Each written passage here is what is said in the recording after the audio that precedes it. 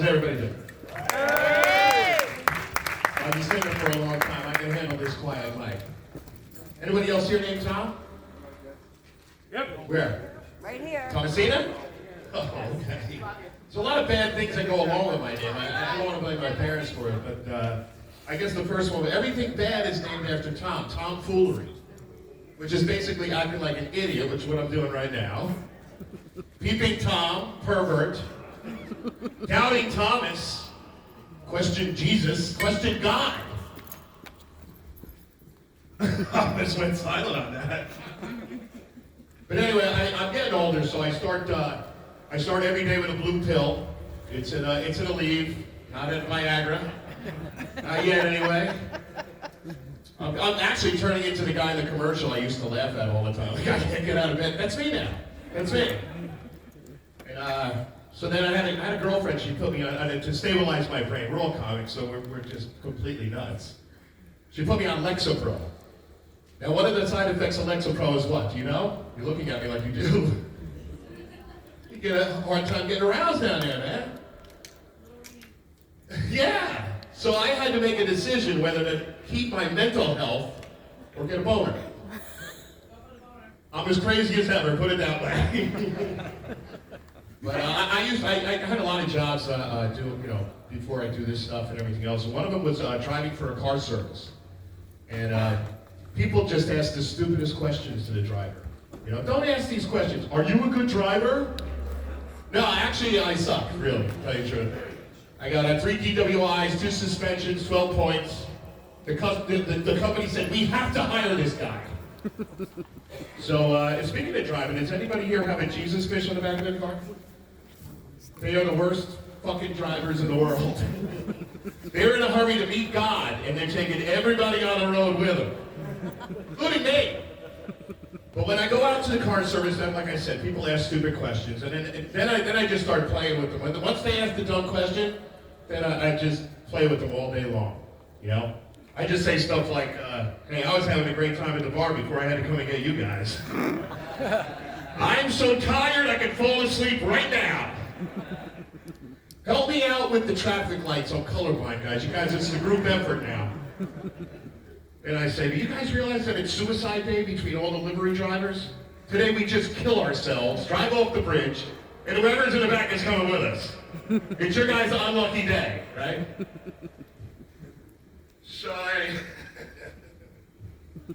people are interesting in the car service, in the back of the car, but really only for the first 20 minutes. Yeah, after that, to be honest with you, anybody here take car services or no? After the first 20 minutes, we really just want to get rid of you. We're just being nice. And if it's going bad, it's radio time. You know what I mean? So anyway, can I tell you guys about when the Jewish rabbi rear-ended me on Saturday? No. How would you know? I just met you all. Rear-ended me in my car. Not my butt, my car.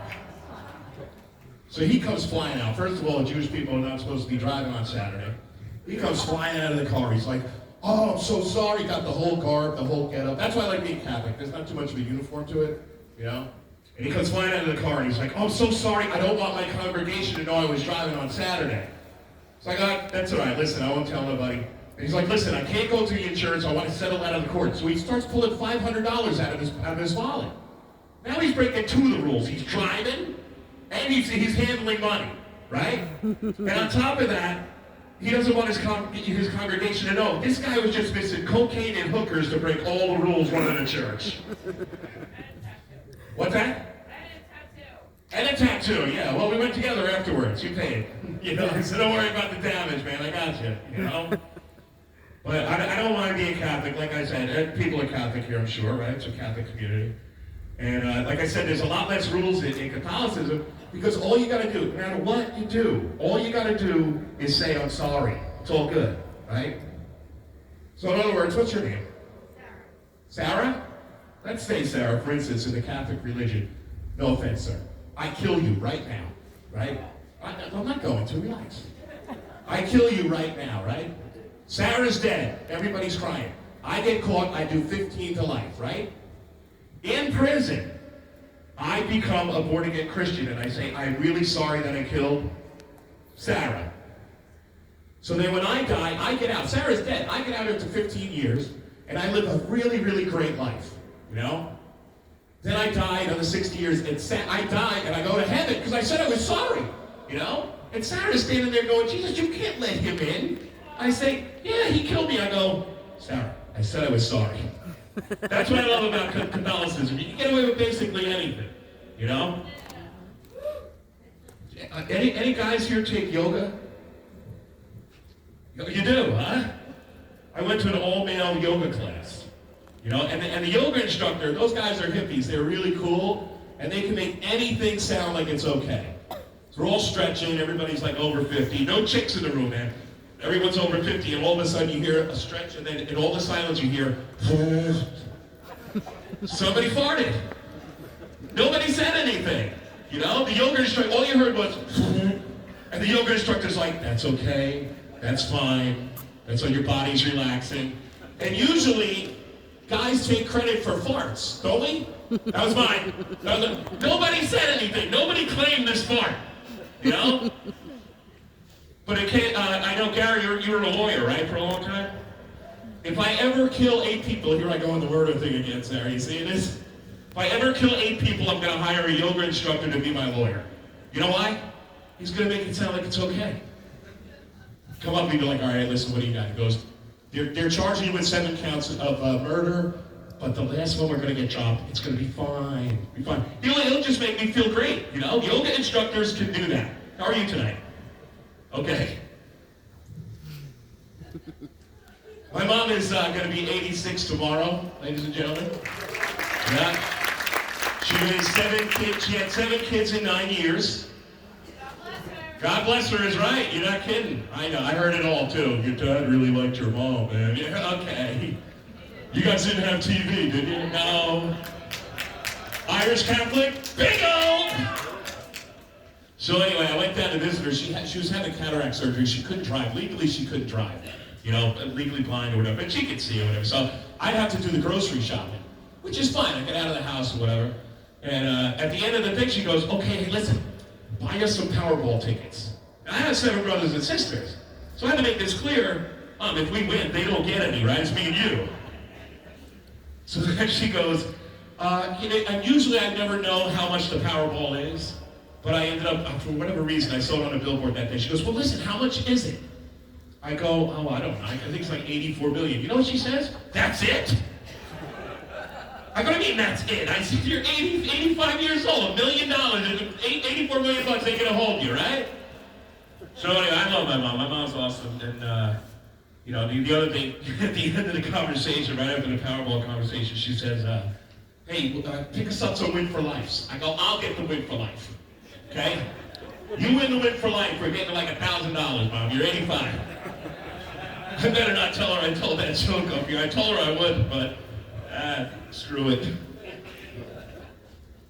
You know who I want to meet? These are people that I want to meet. A guy that doesn't have ADHD and brushes his teeth 3 times a day. He has no tics. He just listens to the dentist. You didn't like that one, did you? It's always nice to wake up to a warm body in the morning. How are you, young man? You're looking good. All right. Always nice to wake up to a warm body in the morning. You know what that is? The person next to you didn't drop dead overnight. I don't have to answer any police investigations, nothing like that. So after this show, let's hear it for the comics that are on here tonight. I mean, it's a dry room. It's a dry room, and I speak for all the comics saying, you know what? A couple of drinks makes our job a hell of a lot easier, man. But I see some class going around as I was coming up here. I know. And the smell of popcorn is in the air. This is the first time I smelled popcorn in like 10 years.